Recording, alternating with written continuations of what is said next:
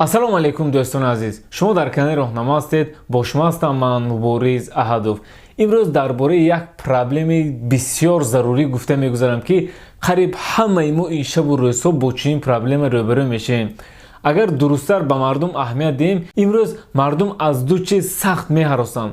яке набудани интернет ва дигаре бошад тамомшавии батарияи телефон аст.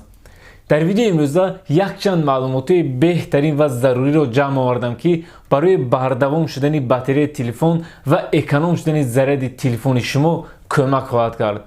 видеои имрӯза бисёр як видеои лозимӣ аст. видеоро ба ёру дӯстони худ фиристед. дар фейсбук, дар ватсап, телеграм, имо поделиться кунед ва моро то охир ҳамроҳӣ кунед. ин Қуръон аст. дӯстони азиз, мо хело фикр кардем ки дар ин моҳи мубораки Рамазон барои шумо чӣ тӯҳфа кунем. дастафка гӯем, дастафка дорем, ҳамеша бепул аст.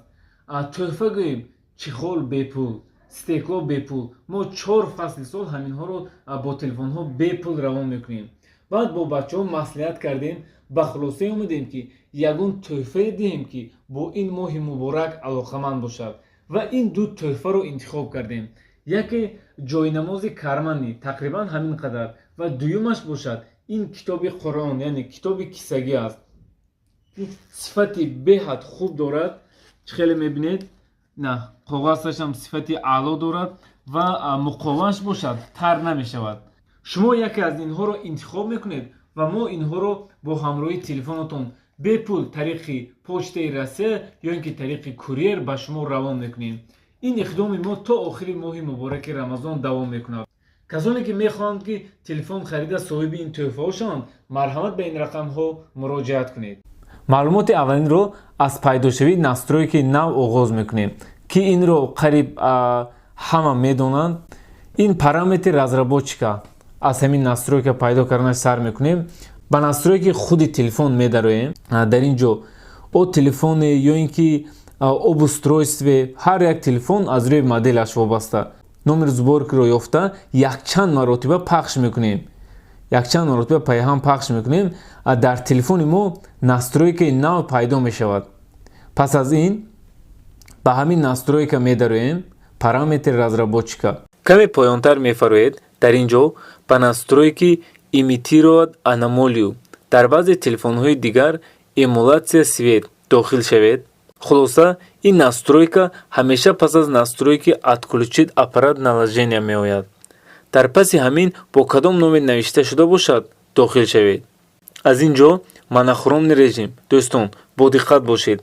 баъди инро пайваст кардан экрани телефонатон чорнибели, яъне сиёҳу сафед мешавад. ин чиз ба эконом шудани заряд фоида дорад ва ба чашматон ҳам зарари экранро камтар мекунад. агар чунин экран писанд наояд, боз ҳамин ҷо даромада хомӯш кунед. лекин яркости экранро ҳамеша паст карда истифода баред ки ҳам ба чашм ва ҳам ба заряди телефонатон фоида дорад. хуб, акнун мегузарем ба як настройки асосии дигар. баъзеҳо телефонро нав мегиранд ва якчанд программои нав скачат мекунанд. яке мебинанд ки телефони якбора зарядаш тамом мешавад ё ин ки телефон сахт гарм мешавад. инчунин баъзан ҳолатҳое мешавад ки дар телефони кӯҳнаам чунин ҳолатҳо рух медиҳад. телефонатон яку якбора зарядаш тамом мешавад. дар ин ҳолат зуд ба ташвиш наафтед ва беаҳамият ҳам набошед.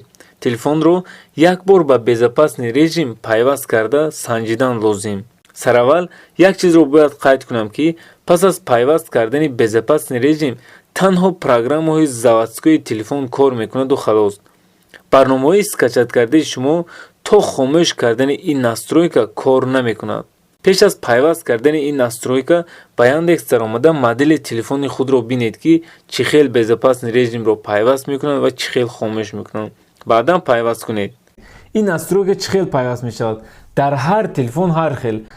дар баъзе телефонҳо кнопкаи мекуштагиро дошта меистед, худаш сразу мебарад переключить на безопасный режим. дар ҳар телефон ҳар хел. баъзе телефонро бошад аввал хомӯш мекунед, баъдан вақти гирондан кнопкаи мегирондагиро дошта меистед, то дар гирифтам. Вақте ки телефон гирон мешавад, дар ин ҷо безопасный режим яъне мебурояд. Телефон ба безопасный режим мегузарад. Телефонатон агар Samsung бошад, телефонро хомӯш мекунед, кнопкаи пасткунакро дошта меистед то гирон шудан. Режими безопасност подключат мешавад.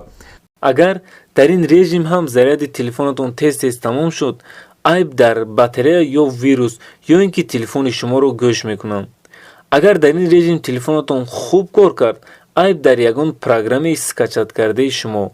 Барои хомӯш карданаш ҳам телефонро як бор перезагрузид кунед ё ин ки дар баъзе телефонро мекушед, пас аз гирондан боз ҳамин кнопкаи пасткунаки телефонро дошта меистед, яъне безопасный режим отключат мешавад.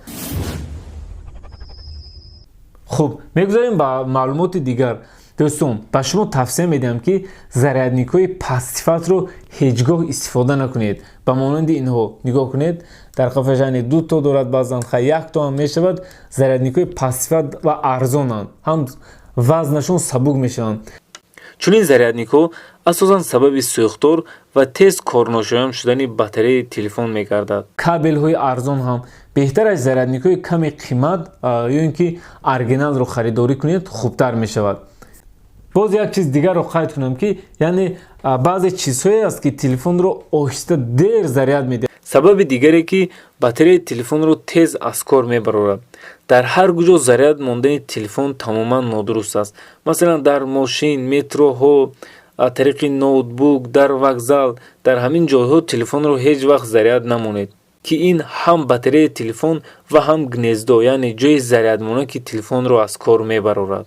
беҳтараш кӯшиш кунед ки бо худ ягон повербанке ки бистри зарядро поддерживат кунад, ҳамин гуна истифода баред. Масалан, ман ҳамеша повербанки бистри заряд поддерживат мекунад, ҳаминро истифода мекунам, яъне ба монанди свет ба телефон заряд медиҳад. боз як чизи асосии дигарро қайд кунам ки бисёриҳо ба ман савол медиҳанд ки ака телефонро аз шаб то саҳар заряд мемонам. Ҳамин чиз мумкин аст ё не?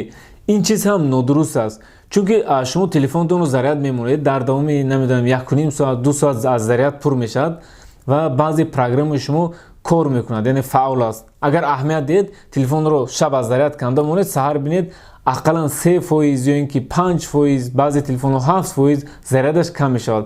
вақте ки шумо бегоҳ дар заряд мемонед ва то саҳар аз заряд намекунед, ҳар 1% ки заряде ки телефон мехӯрад, аз ин тараф боз заряд додан мегирад. ин ҳам оҳиста оҳиста ин кор батареяи телефонатонро аз кор мебарорад ва оқибат яъне батареяи телефон корношоям мегардад ва зарядро муддатҳои дароз намедорад.